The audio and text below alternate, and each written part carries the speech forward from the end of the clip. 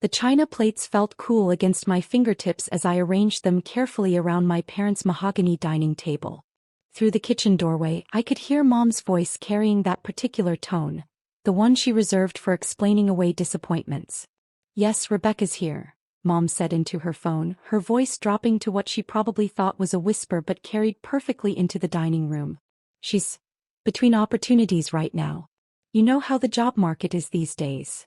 I set down the last plate and moved to the silverware drawer, letting the familiar rhythm of preparation calm the tightness in my chest. The annual Chin family reunion. 3 years ago I'd dreaded it. 2 years ago I'd almost skipped it. This year I'd accepted the inevitable with something close to peace. "Between jobs." That was Aunt Linda's voice, sharp with curiosity. Still, wasn't she between jobs last year too? "It's complicated," Mom said, her discomfort palpable even from the next room. "The economy, you know. She's very particular about what she wants to do." I folded napkins into neat triangles, muscle memory from 1,000 family dinners taking over. Let them think what they wanted. The truth was so far beyond their understanding that explanation felt pointless. My sister Jessica breezed through the front door in a cloud of expensive perfume and designer confidence. Her heels clicked against the hardwood with the assured rhythm of someone who'd never questioned their place in the world. "Is she actually helping?" Jessica asked, not bothering to lower her voice. "Or just pretending to be useful?" "Jessica, please," Mom said, but there was no real reproach in it. I emerged from the dining room with a stack of serving bowls. Jessica looked me up and down, taking in my simple jeans and unmarked sweater with barely concealed disdain. "Still dressing like you shop at thrift stores, I see," she said, examining her manicured nails. "Some things never change." "Some things don't need to," I replied evenly, moving past her toward the kitchen. "That's the spirit of a chronic underachiever right there," Jessica called after me. "Just accept mediocrity and call it authenticity." Dad appeared from his study, already in his reunion mode, jovial, expansive, ready to show off his successful family to the assembled relatives. His smile faltered slightly when he saw me. "Rebecca. Good you're here early." He paused, choosing his words carefully. "Listen, when people ask what you're doing these days, maybe just say you're consulting. It sounds better than nothing." "I'm not doing nothing, Dad." Right. Your little projects." He waved his hand dismissively. "But to people who don't understand it might sound like unemployment. We don't want them to worry." "Worry about what?" "About you." He said it gently, the way you'd speak to someone who couldn't grasp simple concepts. "About whether you're okay. Whether we failed as parents somehow." Jessica laughed from the living room. Too late for that question. The doorbell rang, signaling the arrival of the first relatives. Within 30 minutes, the house filled with the Chun clan, aunts, uncles, cousins, and the extended network of family friends who'd known me since childhood. Each arrival brought the same pattern. Warm greetings, catching up, and then the inevitable question. "So Rebecca, what are you up to these days?" And each time before I could answer, someone else would jump in. "She's taking some time to figure things out," Mom would say. "Still exploring her options," Dad would add. "Between opportunities" became the recurring euphemism. I watched Jessica work the room like a campaign event, her recent promotion to senior marketing director at a major firm serving as her conversation centerpiece. She'd position herself near me deliberately, creating contrast. "It's such a demanding role," Jessica was telling Uncle Robert and Aunt Mary. "But seeing campaigns go national, having that kind of impact, it's worth the 70-hour weeks." She glanced at me. "Though I suppose not everyone's cut out for that kind of pressure." "Rebecca always was more low-key," Uncle Robert said diplomatically. "That's one word for it," Jessica murmured, just loud enough. "Cousin David joined our cluster, fresh from closing a major real estate deal. The thing about success," he announced, "is that you have to be willing to take risks. Too many people play it safe and wonder why nothing happens." "Exactly," Jessica agreed. "Some people are just afraid of real responsibility." I excused myself to check on the food, ignoring Jessica's triumphant smile. In the kitchen I found Aunt Linda and Mom in deep conversation. "Have you thought about suggesting something concrete?" Aunt Linda was saying. "Even just part-time retail to start? It would give her structure." "We've tried," Mom said wearily. "She just talks about her work, but nothing ever seems to come of it." I think she might be depressed. Oh, honey. Aunt Linda touched Mom's arm sympathetically. That's so hard. Has she seen someone? She won't admit there's a problem. I cleared my throat and they both jumped slightly. The pity in their eyes was worse than Jessica's contempt. Rebecca. We were just discussing my apparent psychological crisis. I finished, opening the oven to check the roast. I heard. We're worried about you, Mom said, her voice catching. It's been 3 years since you left that job and you're not. Not what you expected, I supplied. I know. Back in the living room, the reunion was in full swing. Jessica had gathered an audience for what was clearly going to be another performance. The thing is, she was saying, in my position I network with incredible people.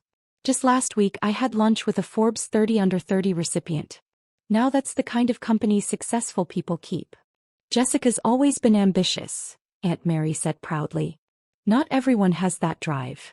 Some people are followers, some are leaders, Cousin David added. Nothing wrong with being ordinary. I sat down on the periphery of the group, content to let the conversation flow around me. Let them have this. What did it cost me really to be their cautionary tale? Where's Rebecca working now? This from Uncle James, who just arrived. The room went quiet for a beat. Jessica's smile turned sharp. Rebecca's on a bit of a sabbatical, Dad said carefully, taking time to reassess her goals. For 3 years. Uncle James looked genuinely concerned. Some people are late bloomers, Jessica said sweetly. Though at 32, you do have to wonder when the blooming starts. Laughter rippled through the group, not quite cruel but not quite kind either. At least she helps with family events, Mom said, trying to find something positive. She's very good at setting tables. More laughter, gentler this time but somehow worse for its sympathy. Cousin David leaned back in his chair, warming to the topic. You know what Rebecca's problem is? No vision. Success requires seeing the big picture, taking strategic risks. Some people just think too small. Or don't think about career at all, Jessica added. Some people are content just existing. Nothing wrong with simple living, Aunt Linda offered, but it sounded like consolation for a terminal diagnosis. The conversation moved on, but the damage was done. I was the official family failure, the cautionary tale, the proof that potential didn't guarantee results. They'd assigned me that role and nothing I could say would change the narrative they'd constructed. Dinner was announced and we all migrated to the dining room, the same room where I'd laid out those plates hours ago.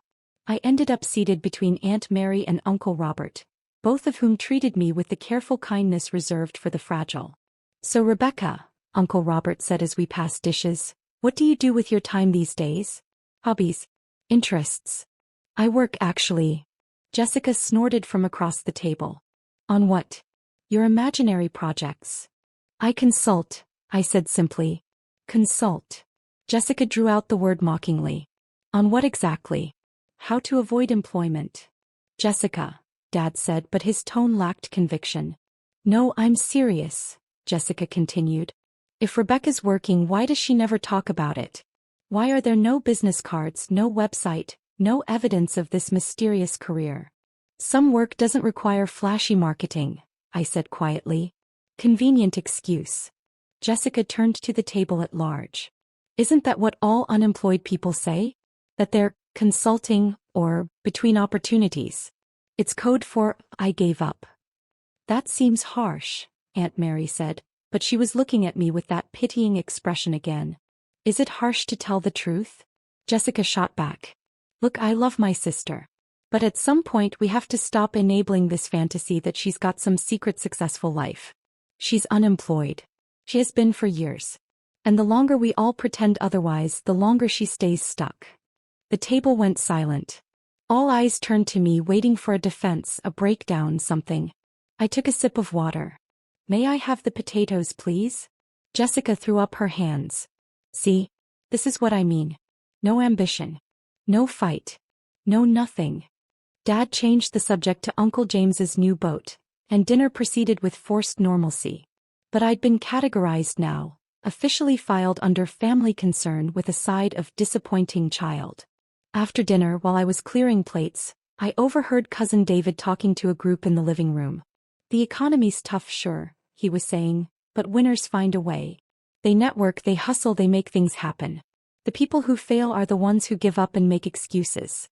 Rebecca's not even making excuses anymore, Jessica added. She's just accepted being a loser. Don't use that word, Mom said but weakly. What word should I use? Underachiever? Unmotivated? Face it, Mom. Some kids just don't turn out the way you hope. I loaded the dishwasher methodically, letting the voices fade to background noise. They needed this narrative. Jessica needed to be the successful daughter. My parents needed to explain away their confusion about me. The extended family needed a cautionary tale for their own children. What they didn't need was the truth. Aunt Mary found me in the kitchen, her face creased with concern. Rebecca, honey, can we talk? Of course. I want you to know that we don't judge you. Family is family, successful or not. I appreciate that. But I do worry. She took my hand. You're so isolated. No career, no social life that we can see. It's not healthy. Have you thought about talking to someone? There are therapists who specialize in. I'm fine, Aunt Mary. Really? But you're not, sweetie. You're not fine. You're alone and unemployed and hiding from the world. Her eyes welled with tears. We just want to help you. Before I could respond, Aunt Linda rushed into the kitchen, her face flushed with excitement. Turn on the TV, she practically shouted. Living room now. Everyone. The urgency in her voice pulled us all toward the living room. Uncle James already had the TV on, flipping through channels until he landed on CNN. The familiar news desk came into view and then, my face. Not a small photo. A full-screen image of me standing in front of the United Nations building, flanked by world leaders and humanitarian organization heads. Unprecedented achievement, the anchor was saying. At just 32 years old, Dr. Rebecca Chin has revolutionized global health infrastructure in developing nations, creating sustainable systems that have provided clean water and medical access to over 50 million people across 3 continents. The room went completely silent. The screen shifted to footage I recognized from 6 months ago. The opening of the water treatment facility in sub-Saharan Africa that had taken 2 years to develop and implement. Her innovative approach, the anchor continued, combines advanced filtration technology with community-driven maintenance programs, ensuring long-term sustainability without creating dependency on foreign aid. Another image flashed up, me shaking hands with the Secretary General of the UN. Dr. Chen's work has been praised by the World Health Organization, UNICEF, and numerous international development agencies. Her foundation, operating on what she calls radical transparency, publishes all financial data and outcome metrics publicly, setting a new standard for nonprofit accountability. Jessica made a small, strangled sound. The anchor smiled directly at the camera. And today, Time magazine has named Dr. Rebecca Chin their Person of the Year, citing her transformative impact on global health equity and her revolutionary model for effective humanitarian work. The screen filled with the cover. My face, professional and composed, under the banner, The Changemaker, How One Woman Revolutionized Global Health. Uncle Robert found his voice first. That's you. I nodded calmly, still holding the plate I'd been about to take to the kitchen. Dr. Chin joins a prestigious list, the anchor was saying, including world leaders, innovators, and activists. But what makes her selection particularly notable is the scope and measurability of her impact. Unlike many humanitarian efforts, Dr. Chen's work has demonstrable, trackable outcomes that have transformed millions of lives. The segment shifted to an interview clip, one I'd done reluctantly at the magazine's insistence. I don't do this for recognition, my TV self was saying. I do it because clean water and basic medical care shouldn't be privileges. They're rights. And we have the technology and resources to provide them. We just need to be willing to actually solve problems instead of managing them. Some have criticized your approach as too radical, the interviewer prompted. Good, TV me replied. If everyone's comfortable with your methods, you're probably not solving the real problem. Back in the living room, the news had moved on, but no one moved to change the channel. Your Person of the Year, Mom whispered. Time magazine Person of the Year. It's just a title, I said, setting down the plate. Dad couldn't finish the sentence. He pulled out his phone with shaking hands, typing frantically. There are dozens of articles. The New York Times, Washington Post, BBC, They're all covering this. Oh my God, Aunt Linda breathed. Rebecca, why didn't you say something? You never asked what I actually did, I replied simply. You asked if I had a job. Different question. Jessica's face had gone pale. You've been, all this time? Working, yes. Consulting, as I mentioned. I consult with governments, NGOs, and international organizations on sustainable infrastructure development. Cousin David scrolled through his phone, his expression growing more stunned by the second. You have a doctorate from MIT. A master's in public health from Johns Hopkins. You've published 17 papers in peer-reviewed journals on water sanitation and disease prevention. 18, I corrected gently. The newest one came out last month. You've given TED Talks, Aunt Mary said, staring at her own phone. Multiple TED Talks. With millions of views. Those were for fundraising primarily.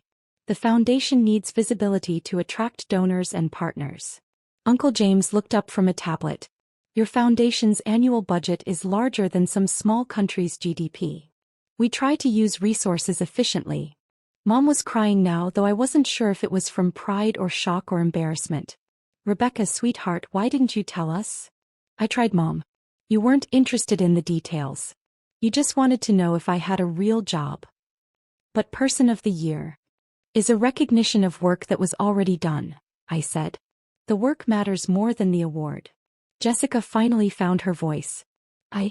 Tonight I called you. I said you were unemployed. A loser. Unmotivated. Yes, I heard.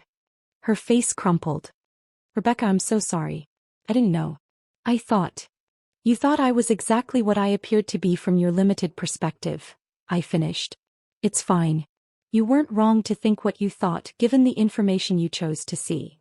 But we should have asked, Dad said, his voice hollow. We should have listened. Perhaps. I picked up the plate again. But I wasn't doing this for your approval. I was doing it because 50 million people needed clean water more than I needed you to understand my career choices. The TV had moved on to other news, but phones were buzzing all around the room as relatives discovered articles, videos, interviews, years of work that had been publicly documented for anyone who cared to look. Forbes ranked you as one of the top 50 philanthropists under 40, Uncle Robert read aloud. They estimate your foundation's impact at over $3 billion in economic development. The multiplier effect of health infrastructure is significant, I acknowledged. Aunt Linda was scrolling through photos on her tablet. You've met with presidents, prime ministers. Is that you with the Dalai Lama? He came to one of our facility openings in India. Very kind man. Jessica sat down heavily, her phone clutched in her hand. I told everyone you were a failure. I made you the family joke. And you're Person of the Year. Those two things aren't connected, I said. What you thought of me doesn't change the work. What the magazine thinks of me doesn't change the work either. The work exists separately from everyone's opinions about it. But I was so cruel, Jessica whispered. You were operating on incomplete information and your own insecurities, I replied. People do that. Mom approached me tentatively as if I'd become a stranger. Why didn't you correct us? All those times we introduced you as unemployed, all those pitying looks. Why did you let us think that? Because correcting you would have required explaining, and explaining would have required time and energy I preferred to spend on actual work. Your assumptions about my life didn't affect my life. They only affected your understanding of it. All this time, Dad said wonderingly, you've been one of the most influential people in global health and we thought you were unemployed. I was never unemployed. I left corporate consulting to start the foundation. That was always the plan. But you never told us the plan. I tried, Dad. 3 years ago when I gave notice I told you I was starting a humanitarian organization focused on infrastructure. You said I was throwing away my career. Mom cried for a week. Jessica told me I was being naive and stupid. I met their eyes calmly. So I stopped explaining. I just did the work. The room fell into an uncomfortable silence, broken only by the continued buzzing of phones as more relatives discovered the news. Cousin David cleared his throat. I said some things tonight. About success and taking risks and... You weren't wrong, I interrupted. Success does require risk. I risked everything. My savings, my reputation, relationships with people who couldn't understand the choice. Those were strategic risks based on careful assessment. You were right about that principle even if you misapplied it to me. I called you ordinary, he said quietly. Maybe I am. 50 million people have clean water not because I'm extraordinary, but because the solution was straightforward. We just needed someone willing to implement it without getting distracted by ego or politics. Uncle James was still reading articles. They're saying you'll probably win the Nobel Peace Prize next year. Multiple experts have mentioned you as the front-runner. Awards committees make their own decisions, I said. I can't control that. Can't control, Jessica laughed, a slightly hysterical edge to it. Rebecca, you're going to win a Nobel Prize and you're acting like it's no big deal. It's a big deal to the Nobel Committee. To me, it's a distraction from the work. I gestured around the room. Like this. This whole evening has been about your perception of success versus reality. But the reality is the same whether you understand it or not. 50 million people had their lives improved. That happened regardless of what you thought of me. But we should have known, Mom insisted, tears streaming freely now. We're your family. We should have supported you. You supported the version of me you could understand, I replied. I don't fault you for that. Understanding requires interest and effort, and you weren't interested in the details of international development work. You wanted me to have a recognizable career. When I didn't, you categorized me as failed and moved on. Aunt Mary was crying too now. I told you to get therapy. I said you were depressed and hiding from the world. I am hiding from the world, I agreed. From this world where success is measured by job titles and social media presence. I prefer the world where success is measured by water quality tests and infant mortality rates. The front door opened and more relatives arrived, late arrivals who hadn't been there for dinner. Aunt Linda immediately thrust her phone at them. Look, Rebecca's Person of the Year. The new arrivals went through their own version of shock and disbelief, pulling up articles and videos, trying to reconcile the quiet woman in jeans with the global humanitarian leader on their screens. Uncle Chin, the family patriarch, arrived last. At 83, he'd seen generations of family drama with philosophical detachment. He looked at me, then at the assembled relatives with their phones, then at the TV still displaying news coverage. Let me guess, he said dryly. You all spent the evening telling Rebecca she was a failure, and now you've discovered she's more successful than everyone here combined? Uncle Chin, Dad started. Don't. The old man waved his hand dismissively.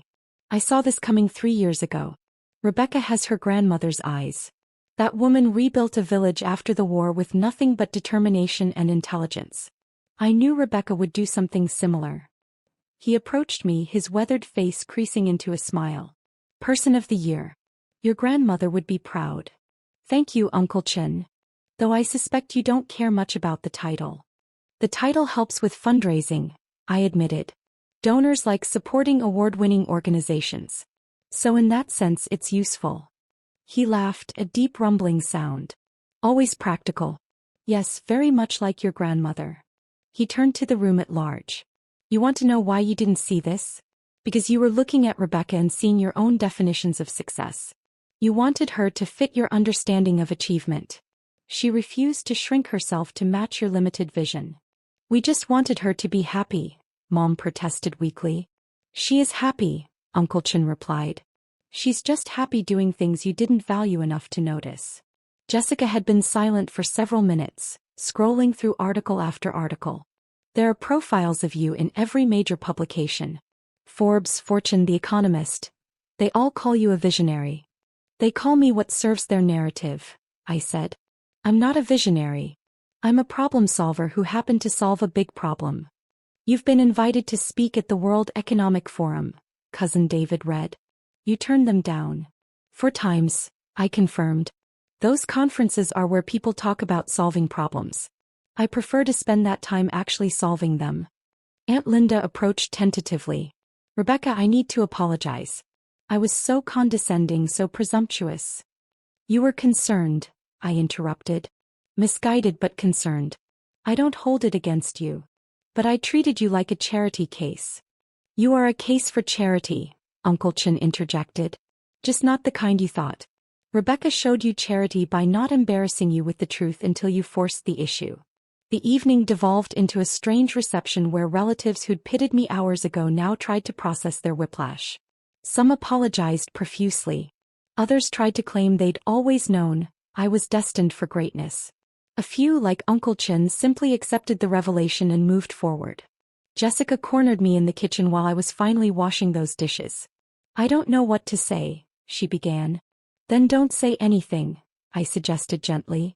"I built my entire identity around being the successful daughter. And it turns out I'm not even close to your level. We're not in competition, Jessica. Aren't we? Wasn't that the whole point of tonight? You letting me mock you, letting everyone pity you, and then revealing your person of the fucking year." "The point of tonight," I said carefully, "was having dinner with family. The time announcement happened to coincide with the reunion.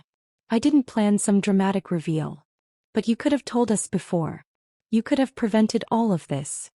"Prevented what? You being honest about your opinions? Everyone revealing how they really saw me." I dried a plate slowly. "This wasn't punishment, Jessica. This was just reality. You thought I was a failure because that's what you needed to think to feel successful. The magazine naming me Person of the Year doesn't change who I've been for the last 3 years.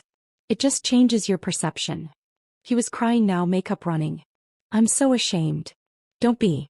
Be curious instead." I handed her a dish towel. "Be curious about why you needed me to be less than you.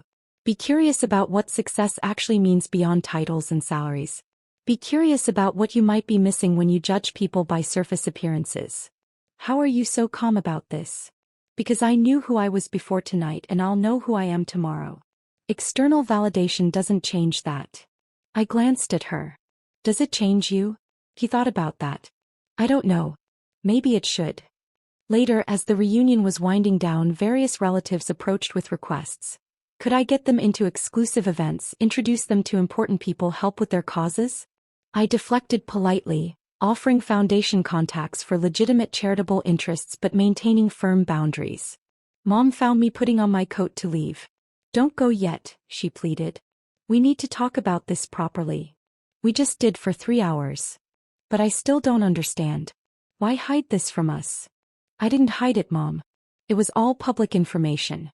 Multiple articles, speeches, the foundation website. It was all there for anyone who wanted to look. You just never looked because you'd already decided what my story was. That's not fair." "It's completely fair," I said, not unkindly. "You wanted me to have a conventional career you could brag about to relatives. When I chose differently, you stopped listening.